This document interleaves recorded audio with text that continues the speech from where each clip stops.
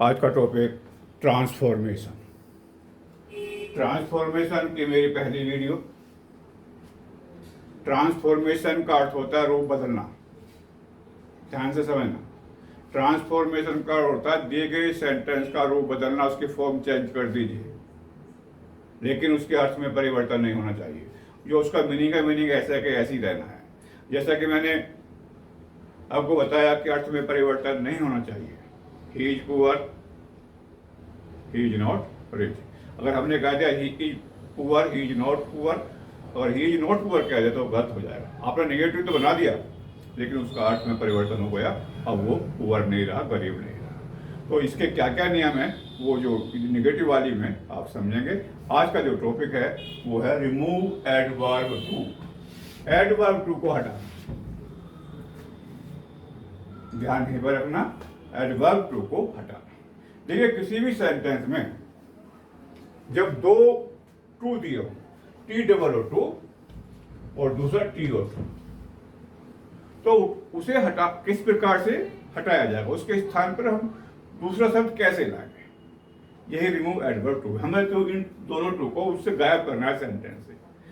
तो ध्यान रखिए, टी डबल ओ टू के स्थान पर एस ओ सो लिखा जाएगा। टी डबल ओ टू के स्थान पर एस ओ सो लिखा जाएगा, और जो दूसरा टी ओ टू इसमें टी के साथ ओ अकेला है, उसके स्थान पर दैट ये अपने पास चलाएंगे प्लस सब्जेक्ट के अनुसार प्रोनाउन। मेन चीज यही है, इसी पर ध्यान देना। जो प्रोनाउन आना है इसी का झगड़ा और कुछ नहीं है, यही बदलेगा। बाकी कैन नॉट, कुड नॉट तो जगह तो रहेगा।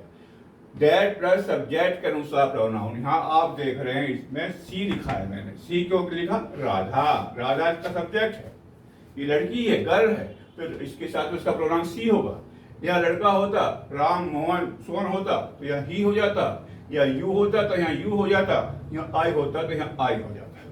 अंडरस्टूड?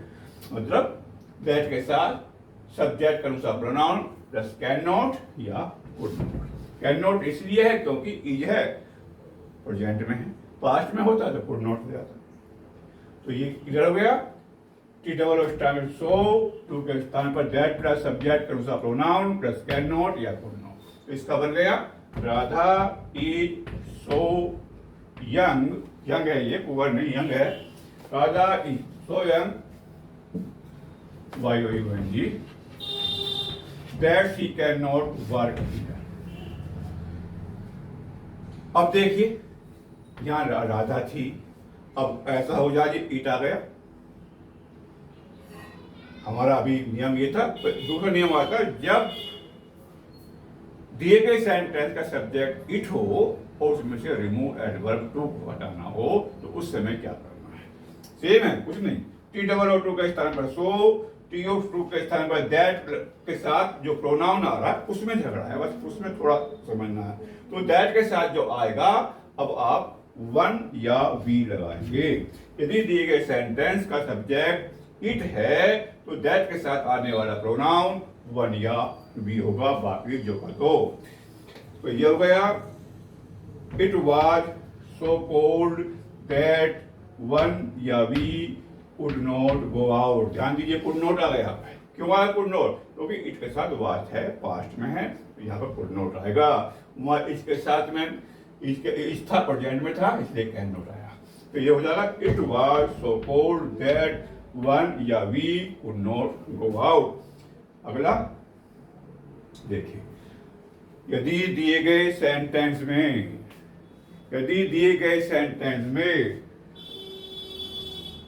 एडजेक्टिव के बाद for me, for you, for him, for them आया है, टीओ टू से पहले फॉर हिम, फॉर दू, फॉर के साथ में कोई प्रोनाउन लगा हुआ आया है, तो दैट के साथ आने वाला प्रोनाउन, जो टू के साथ हम ला रहे थे दैट को, तो दैट के साथ आने वाला प्रोनाउन उस फोर के साथ आए प्रोनाउन का सब्जेक्टिव रूप होगा। मी है तो आई हो जाएगा, यू है तो यू हो जाएगा, हिम है तो ही हो जाएगा। अब सब्जेक्ट के अनुसार नहीं आना, अब फोर के साथ आना।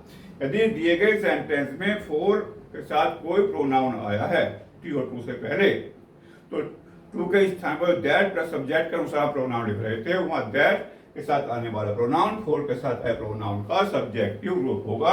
और ऐसे में क्या करते हैं, फॉर मी, फॉर हिम, इसे हम हटा देंगे, इसका प्रयोग नहीं करेंगे। The book is so difficult, ये हट गया। दैट के साथ मी के अनुसार आया गया, कैन नॉट अंडरस्टैंड, बाकी सब जो बताओ। The book is so difficult that I can not understand. और अगला जो है आता है नियम नंबर 4, उसको जरा ध्यान दे लीजिए। जब T-O-O-2 अकेला आया हो, जब T-O-O-2 अकेला, he runs too slowly, फिर लिख लीजिए इसको, he runs too slowly। यहाँ अकेला है तो इसमें बड़ा सीधा नहीं, T-O-2 अकेला नहीं, T-O-2 अकेला, T-O-O-2 आया है तो इसमें क्या करना, एक नियम तो बहुत है लेकिन एक नियम ध्यान रख लीजिए, एक्सट्रीम लिख के, EXTREMELY, आंसर हो गया। He runs extremely slowly। He runs